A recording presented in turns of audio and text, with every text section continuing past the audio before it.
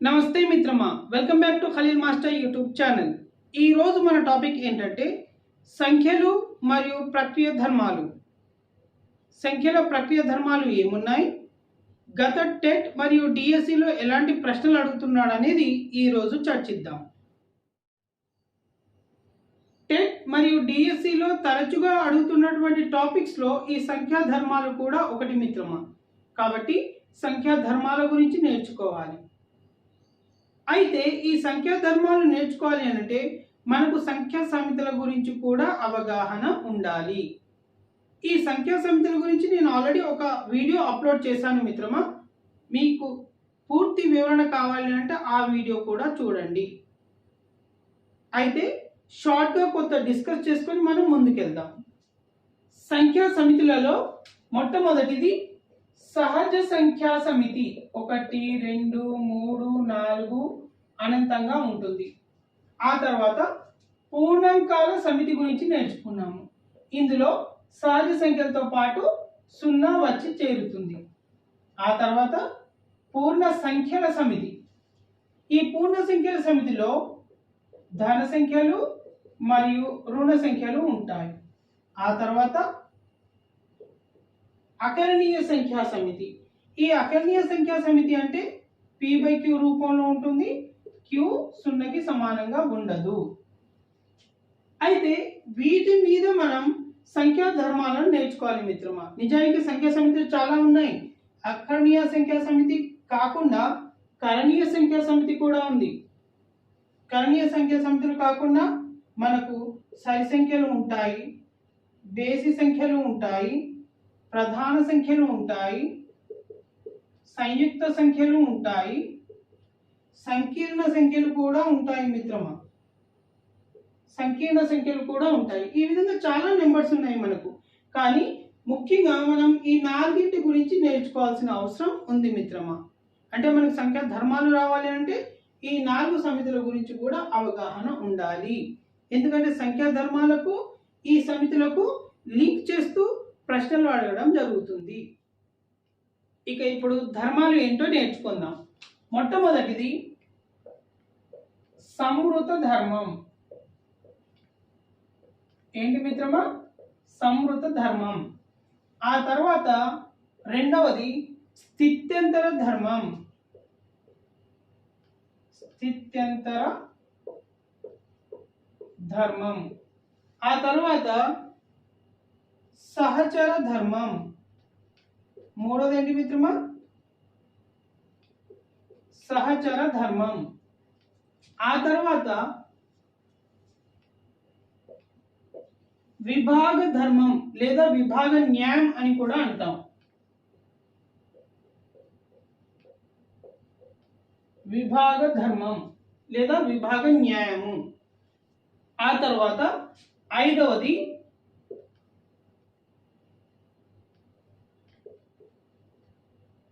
తత్సమ ధర్మం.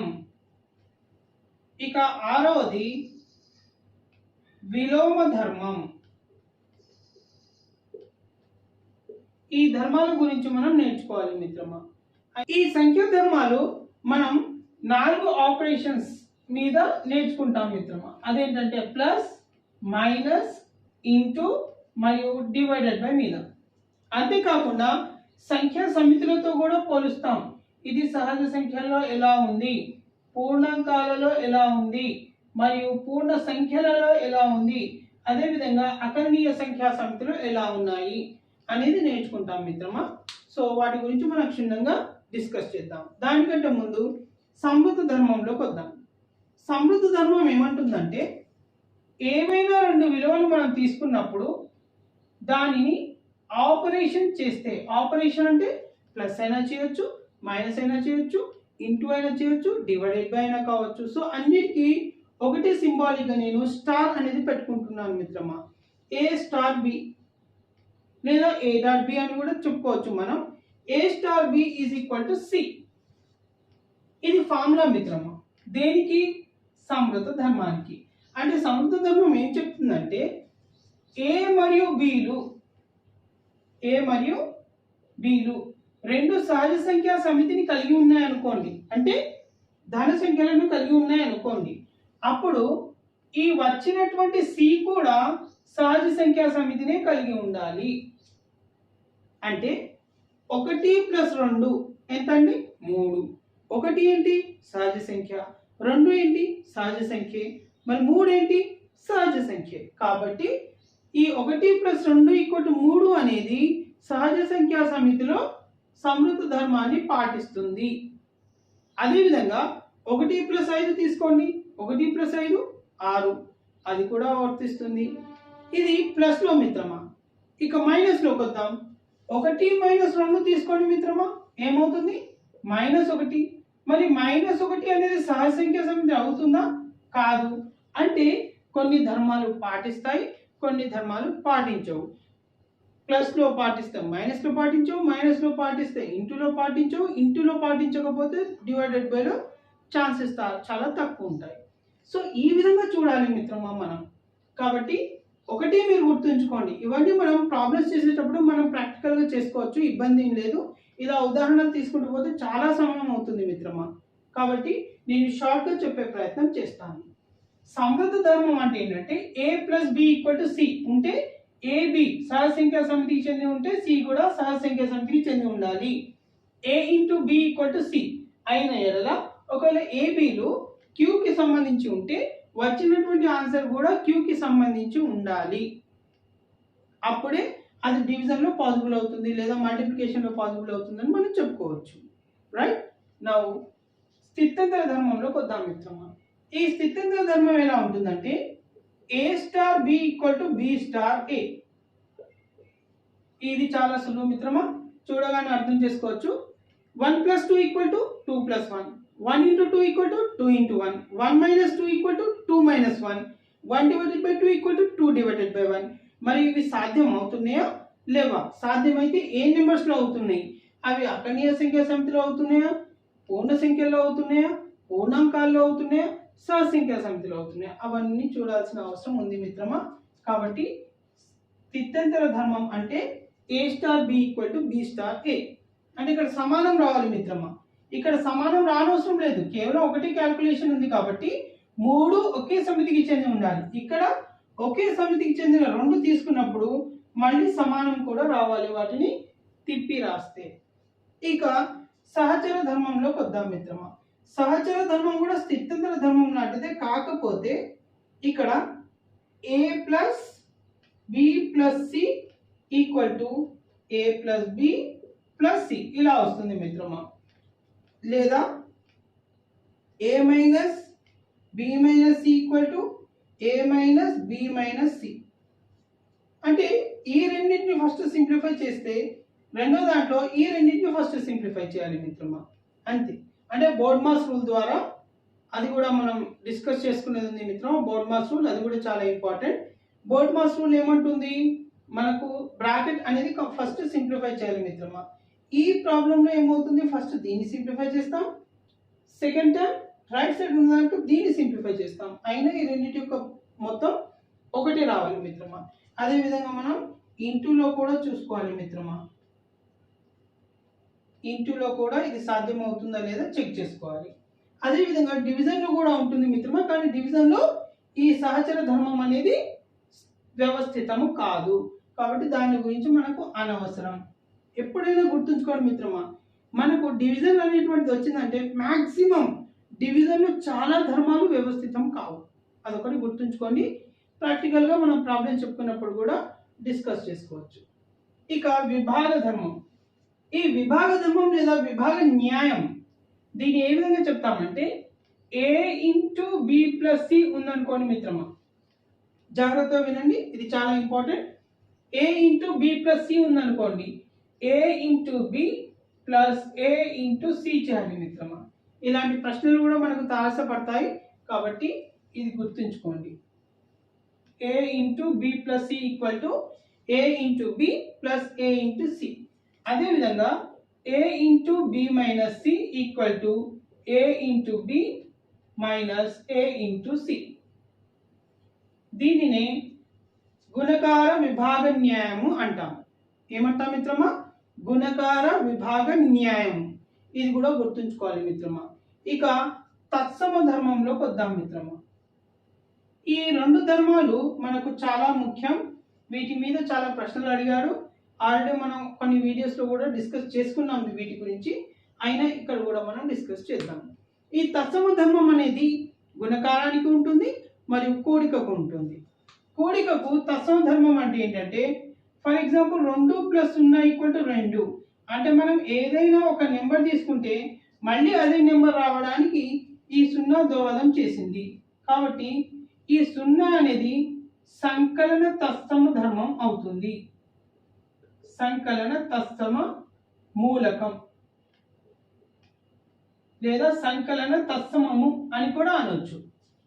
ఈ 0 అనేది సంకలన తత్సమం. అదేవిధంగా గుణకార తత్సమం ఏమవుతుంది మిత్రమా? 2 × 1 = 2. సో ఎప్పటికీ గుర్తుంచుకోండి మిత్రమా, ఇది పర్మనెంట్గా మనం గుర్తుంచుకోవాల్సినటువంటి విషయం. 1 గుణకార తత్సమము, 0 అనేది సంకలన తత్సమము. ఇక విలోమ ధర్మంలోకి వద్దాం. ఈ విలోమ ధర్మం అనేది 2కి ఒకవేళ సంకలనంలో తీసుకుంటే విలోమ ధర్మం 2కి -2 అవుతుంది మిత్రమా. ఇంతకుముందు వీడియోస్లో మనం చాలా ప్రాబ్లమ్స్ చేశాము.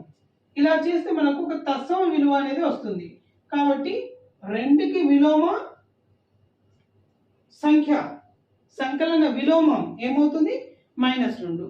అదేవిధంగా -2కి సంకలన విలోమం ఏమవుతుంది? +2 అవుతుంది మిత్రమా. ఇక గుణకార విలోమంలోకి వద్దాం. గుణకార విలోమంలో 2 × 1/2 తీసుకుంటే మనకు 1 వస్తుంది. ఇదేంటి? గుణకార తత్సమము. అంటే గుణకార తత్సమము రావడానికి దోహదపడే సంఖ్యనే గుణకార విలోమము అంటాం. కాబట్టి ఈ 2 క్యాన్సిల్ అయితే ఏమవుతుంది మిత్రమా? 1 వస్తుంది. కాబట్టి 2 యొక్క గుణకార విలోమం 1/2. అదేవిధంగా 1/2 యొక్క గుణకార విలోమం 2/1. అప్పుడే మనకు గుణకార తత్సమము అనేది వస్తుంది. ఈ విధంగా మనం ఈ ధర్మాలన్నింటినీ నేర్చుకోవాలి మిత్రమా. అయితే ఈ ధర్మాల మీద ఎలాంటి క్వశ్చన్స్ ఉన్నాయి, వాటిని ఏ విధంగా సాధించాలి అనేది మనం ఇప్పుడు నేర్చుకుందాం మిత్రమా. So let's start. ఇక ఈ 2 ప్రశ్నలను చూద్దాం మిత్రమా. ఈ క్రింది వాణిలో స్థిత్యంతర ధర్మము ఏది? A × B + C = AB + AC. ఇదే ధర్మం మిత్రమా, చెప్పగలుగుతారా? ఇక్కడ ఇంటూ ఉంది మరియు ఇక్కడ ఏమవుతుంది? విభజిస్తుంది. గుణకార విభాగ న్యాయం A × B A × C. ఇదేంటి మిత్రమా? గుణకార విభాగ న్యాయం. మనకు కావాల్సింది ఏంటి? స్థిత్యంతర ధర్మం. కాబట్టి ఇది కాదు. A + B + C = A + B + C. ఇదే ధర్మం మిత్రమా. ఇది సహచర ధర్మం. కాబట్టి ఇది కూడా కాదు. A × B + C = A × B + A × C. మిత్రమా, నిజానికి ఇవి రెండు సేమ్. ఎందుకంటే ఇక్కడ కేవలం బ్రాకెట్ ఇచ్చాడు, ఇక్కడ ఇంటూ అనేది మెన్షన్ చేశాడు, అంతే మిత్రమా. కొత్తగా ఏం లేదు ఇందులో. కాబట్టి మనల్ని కన్ఫ్యూజ్ చేయడానికి ఇచ్చినటువంటి ఆప్షన్సే ఇవి. రెండు సేమ్ ఆప్షన్సే మిత్రమా. ఇక అంటే ఇదేంటి మిత్రమా? గుణకార విభాగ న్యాయము. కాబట్టి ఇది కూడా కాదు. ఇక వచ్చినట్లయితే A × B = B × A. ఇది స్థిత్యంతర ధర్మం అవుతుంది. ఎందులో? గుణకారములో. కాబట్టి D is the right answer. Okay. ఇప్పుడు రెండో దానిలోకి వద్దాం మిత్రమా. A, B belongs to N. అంటే ABలు రెండు సహజ సంఖ్యలు మరియు రెండిటి యొక్క భేదము A - B belongs to N అయితే నిజానికి A - B అనేది ఏంటి మిత్రమా? ఇక్కడ అతను సమృద్ధ ధర్మం గురించి మాట్లాడుతున్నాడు. ఏ ధర్మం? ఇక్కడ సమృద్ధ ధర్మం గురించి మాట్లాడుతున్నాడు. A - B = C. నిజానికి ఇది కాదు, వ్యవస్థితం కాదు. కానీ ఒకవేళ A - B belongs to N అవుతుంది. అలాంటి సందర్భంలో ABలు ఏ విధంగా ఉంటాయి అన్నాడు. సో ఇది చాలా సింపుల్ మిత్రమా. A అనేది పెద్దది, B అనేది చిన్నదిగా ఉండాలి. A పెద్దది, B చిన్నది. A is the right answer. ఎందుకంటే మిత్రమా, పెద్ద సంఖ్య నుండి చిన్న సంఖ్య పోతేనే మనకు సహజ సంఖ్య అనేది వస్తుంది, అంటే ధన సంఖ్య అనేది వస్తుంది. ఇప్పుడు ఫర్ ఎగ్జాంపుల్ 5 - 4 తీసుకుంటేనే కదా మిత్రమా 1 వస్తుంది. 1 అనేది సహజ సంఖ్య. అదే 4 మైనస్ 5 తీసుకుంటే ఏమవుతుంది మిత్రమా? 4 మైనస్ 5 మైనస్ 1 అవుతుంది. ఇది సహజ సంఖ్య కాదు. కాబట్టి ఏ అనేది బి కంటే పెద్దగా ఉంటేనే ఇది సాధ్యం అవుతుంది. ఇక మూడో ప్రశ్నలోకి వద్దాం మిత్రమా. ఈ మూడో ప్రశ్న కూడా రెండో ప్రశ్న మాదిరిగానే ఉంది. అదేంటంటే A comma B belongs to W.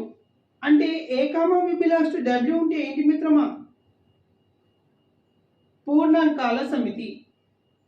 మరియు A minus B belongs to కూడా పూర్ణాంకాల సమితి అయిన A greater than B, A minus B equal to 0, A less than B మరియు బి ఈక్వల్ టు 0 అని ఇచ్చాడు మిత్రమా.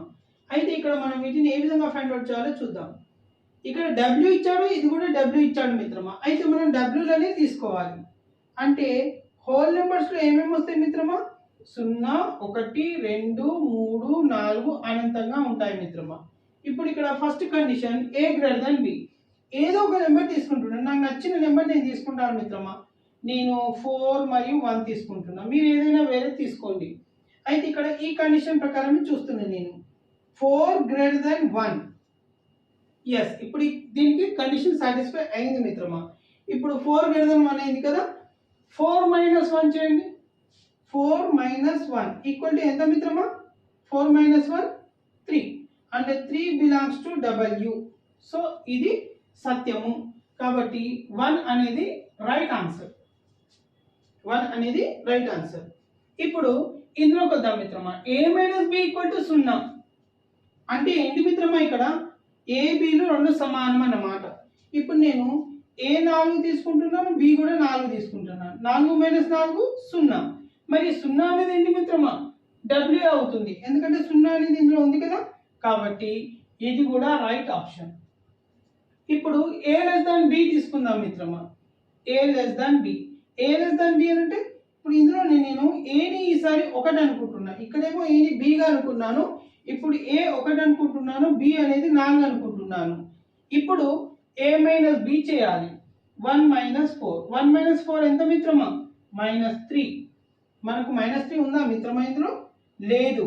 అంటే ఇది బిలాంగ్స్ టు కాదు, డబ్ల్యూలో ఉండదు, పూర్ణాంకాల సమితి కాదు. కాబట్టి ఈ ఆప్షన్ కానేరదు. ఇక బి ఈక్వల్ టు 0 కొద్దాం మిత్రమా. బి 0 అంటే అర్థం ఏంటి మిత్రమా? అంటే ఏమైనా తీసుకోవచ్చు, అది మన ఇష్టం. 1 కావచ్చు, 2 కావచ్చు, 3 కావచ్చు, 0 కూడా తీసుకోవచ్చు, తప్పులేదు. So 4 minus 0 4. 4 అనేది కూడా డబ్ల్యూకి వర్తిస్తుంది. కాబట్టి ఇది కూడా రైట్ ఆన్సర్. అప్పుడు ఏమవుతుంది మిత్రమా? 1, 2, 4. Do we have the option in this? Yes, 1, 2, 4. B అనేది రైట్ ఆప్షన్ మిత్రమా. ఈ విధంగా చేయాలి. ఇక 4 మరియు 5వ ప్రశ్నలోకి వద్దాం మిత్రమా. ఈ క్రింది వానిలో సంకలనం దృష్ట్యా సహచర ధర్మం ఏమిటి? అయితే సంకలనం అంటే ఏంటి మిత్రమా? ప్లస్ దృష్ట్యా సహచర ధర్మం. ఇప్పుడు ఇక్కడ చూడండి మిత్రమా, a into B plus C equal to a into B plus a into C. ఇదేమవుతుంది? విభాగ న్యాయం అవుతుంది. ఇక ఇందులోకి వద్దాం మిత్రమా. a into B into C ఇది గుణకార సహచర ధర్మం. ఇది సహచర ధర్మమే మిత్రమా, కాకపోతే గుణకారంలో ఉంది. గుణకార సహచర ధర్మం. ఇక ఇందులోకి వద్దాం మిత్రమా. a plus B equal to B plus C ఇది సంకలన స్థిత్యంతర ధర్మం. ఇక చివరి కల్లా వస్తే మనకు ఇది సహచర ధర్మం అవుతుంది. మరియు ఇక్కడ సంకలనం అనేది ఉంది. a ప్లస్ బి ఒకసారి, బి ప్లస్ సి రెండవసారి. కాబట్టి ఇది రైట్ ఆన్సర్ మిత్రమా. ఈ విధంగా మనం ఫైండ్ అవుట్ చేయాలి. Right. Now come to the 5th question. సహజ సంఖ్యలలో గుణకార విలోమాన్ని కలిగి ఉండే మూలకం.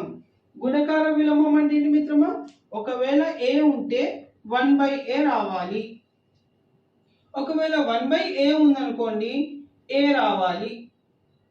అప్పుడు దీనిని గుణకార విలోమం అంటాం. ఇక్కడ ఇది గుణకార విలోమం దేనికి? 1/aకి. సో ఇప్పుడు మొట్టమొదట చూద్దాం మిత్రమా. 1 కి గుణకార విలోమం 1/1. 1/1 అంటే మిత్రం 1 అవుతుంది కదా. కాబట్టి 1 కి గుణకార విలోమం 1. ఇది గుర్తుంచుకోండి, ఇదే రైట్ ఆన్సర్ మిత్రమా. ఇక మిగతాది ఏది కాదు. చూద్దాం అవుతుందా కాదా. 2కి గుణకార విలోమం ఏంటి? 1/2. 1/2 అనేది ఏంటి? ఇది సహజ సంఖ్య కాదు. కాబట్టి ఇక్కడ గుణకార విలోమం వ్యవస్థితం కాదు. అదేవిధంగా 3కి గుణకార విలోమం 1/3 అవుతుంది. ఇది కూడా సహజ సంఖ్య కాదు కాబట్టి ఇది కూడా కానేరదు. అందుకని ఫైనల్లీ మనం ఏం చెప్పొచ్చు? 1కి గుణకార విలోమం 1. ఇక 6 మరియు 7వ ప్రశ్నలోకి వద్దాం మిత్రమా. భాగాహారం దృష్ట్యా సమృద్ధ ధర్మాన్ని తృప్తిపరిచే సంఖ్యా సమితి ఏది? మిత్రమా, భాగాహారం దృష్ట్యా సమృద్ధ ధర్మం ఏమవుతుంది? A/B = C. ఇది సమృద్ధ ధర్మం మిత్రమా. అయితే ఎన్నో రాదు మిత్రమా, ఎందుకంటే 1/2 అని అంటే 1/2 సహజ సంఖ్య కాదు. అదేవిధంగా W కూడా కాదు, Z కూడా కాదు మిత్రమా. ఇందులో P/Q రూపం రాదు. కాబట్టి కేవలం అకరణీయ సంఖ్యా సమితిలోనే ఇది సాధ్యము, అంతే. గుర్తుంచుకోండి మిత్రమా. ఇక 7వ ప్రశ్నలోకి వద్దాం. పూర్ణ సంఖ్యలలో ఏవి వాటికి అవే గుణకార విలోమాలు అవుతాయి? ఇప్పుడు ఇందులో పూర్ణ సంఖ్యలు ఇచ్చాడు. 0 1 -1 0 -1 1 -1 0 1 అంటే ఇవన్నీ పూర్ణ సంఖ్యలే అవుతాయి మిత్రమా. ఇప్పుడు ఇందులో 0కి గుణకార విలోమం ఏంటి మిత్రమా? యాక్చువల్లీ 0కి గుణకార విలోమం ఉండదు. ఇది కూడా గుర్తుంచుకోండి మిత్రమా. ఇక్కడ నుండి కూడా ఒక ప్రశ్న తయారవుతుంది మనకు. ఈ క్రింది వాటిలో గుణకార విలోమము లేనిది అని ఇస్తాడు. అంటే 0కి గుణకార విలోమం అనేది ఉండదు. గుర్తుంచుకోండి మిత్రమా. ఇక 1కి గుణకార విలోమం ఏంటి? 1. అంటే ఒకటి సాధ్యమైంది, ఒకటి కాలేదు. కాబట్టి ఈ ఆప్షన్ కాదు. ఇందులోకి వద్దాం మిత్రమా. -1కి గుణకార విలోమం -1, ఎందుకంటే -1/1 మళ్ళీ -1 అవుతుంది. 0కి గుణకార విలోమం లేదు, అంటే ఇది కూడా కాదు. -1కి గుణకార విలోమం -1, 1కి గుణకార విలోమం 1, ఇది సత్యము. కాబట్టి C will be the right option. అయినప్పటికీ మనం డి ఆప్షన్లోకి వెళ్ళి ఒకసారి చెక్ చేద్దాం. -1కి -1, 0కి వ్యవస్థితం కాదు, 1కి 1 అవుతుంది. అంటే 1 ఫెయిల్ అయింది కాబట్టి డి ఆప్షన్ కూడా కానేరదు. So finally C will be the right option. మిత్రమా, ఇక చివరి 8 మరియు 9వ ప్రశ్నలోకి వద్దాం. ఇక్కడ వ్యవకలనం దృష్ట్యా, వ్యవకలనం అంటే ఏంటి మిత్రమా? మైనస్. వ్యవకలనం దృష్ట్యా సమృద్ధ ధర్మాన్ని పాటించే సంఖ్యా సమితి ఏది? ఎప్పుడైతే మైనస్ వస్తుందో మిత్రమా, అప్పుడు తప్పనిసరిగా ఈ n కాదు, W కాదు మిత్రమా. ఏమవుతుంది? కేవలం పూర్ణ సంఖ్యల సమితి. ఎందుకంటే ఇందులో ప్లస్ ఉంటాయి, ధన సంఖ్యలు ఉంటాయి, రుణ సంఖ్యలు ఉంటాయి, మరియు ఇక్కడ అఖండీయ సంఖ్యా సమితిలో కూడా అవుతాయి. అంటే ఆన్సర్ ఏంటి మిత్రమా? 3 మరియు 4. ఇప్పుడు ఇందులో ఆప్షన్స్ లో చూసుకుందాం మిత్రమా. 3 and 4. So C will be the right answer. గుర్తుంచుకోండి మిత్రమా, చాలా సులువు. వ్యవకలనం అనగానే ఈ రెండింటిలో ఉండకపోవచ్చు, ఎందుకంటే ఇందులో ధన సంఖ్యలే ఉంటాయి, ఇందులో ధన సంఖ్యలే ఉంటాయి. ఇక 9వ ప్రశ్నలోకి వద్దాం. x × y = 1. అయితే ఈ క్రింది వాటిలో ఏది సరైనది? x యొక్క సంకలన విలోమం y. సో ఇది కాదు మిత్రమా. x యొక్క సంకలన విలోమం y అంటే అర్థం ఏంటి? x యొక్క సంకలన విలోమం ఏమవుతుంది మిత్రమా? -x అవుతుంది. కాబట్టి ఇక్కడ y కానేరదు. ఇప్పుడు ఇందులోకి వద్దాం మిత్రమా. x యొక్క గుణకార విలోమం y. ఓకే, దాన్ని కొద్దిసేపటి వరకు పక్కన పెడదాం. సి ఆప్షన్లోకి వస్తున్నాను నేను. x యొక్క గుణకార విలోమం 1/y. ఇప్పుడు చూడండి మిత్రమా, x × y = 1, x ఏమవుతుంది? 1/y. ఇది అందరికీ తెలుసు మిత్రమా. అంటే x = 1/y కాబట్టి ఇది రైట్ ఆప్షన్ మనం తక్కువ పెట్టేస్తాం మిత్రమా. కానీ కాదు, ఎందుకంటే ఇక్కడ మనకు వాల్యూ అడగట్లేదు, x విలువ ఎంత అని అడగట్లేదు. x యొక్క గుణకార విలోమం అంటున్నాడు. ఎప్పుడైనా గుర్తుంచుకోండి, a × 1/a = 1 ఉందనుకోండి, a క్యాన్సిల్ అయినప్పుడు 1 వస్తుంది. అంటే a యొక్క గుణకార విలోమం ఇక్కడ ఏదైతే ఉంటుందో అదే. కాబట్టి x యొక్క గుణకార విలోమం y అవుతుంది. So B will be the right answer. ఈ విధంగా మనం ఆప్షన్ అనేది ఎంచుకోవాలి మిత్రమా. చిన్న చిన్న ప్రశ్నలే కానీ కొంచెం లాజిక్గా ఉంటాయి. మనం టెన్స్లో ఎగ్జామ్లో ఏం చేస్తాం, తొందరలో ఏం చేస్తాం, ఆ x యొక్క గుణకార విలోమం 1/y అవుతుంది కాబట్టి తక్కువ దీనికి ప్రియారిటీ ఇస్తాం. కానీ అలా కాదు మిత్రమా, ఇందులో చాలా జాగ్రత్తగా చూడాల్సిన అవసరం మనకి ఎంతైనా ఉంది. సో ఈ విధంగా మనం ప్రాబ్లమ్స్ చేయాలి మిత్రమా. ఇంకా ఏమైనా ప్రాబ్లమ్స్ ఉంటే మనం నెక్స్ట్ వీడియోలో డిస్కస్ చేద్దాం, లేదంటే వేరే టాపిక్లోకి వెళ్ళిపోదాం. మీకు ఇందులో ఏమైనా సందేహాలు లేదా ఏమైనా సలహాలు కావాలి అని అంటే మీరు ఈ నెంబర్కి వాట్సాప్ చేయొచ్చు మిత్రమా. నా యొక్క లీజర్ టైంలో నేను మీ యొక్క ప్రాబ్లమ్స్ని సాల్వ్ చేయడానికి లేదా మీకు సలహాలు ఇవ్వడానికి సహకరిస్తాను. So this is your Khalil master signing off. Thank you.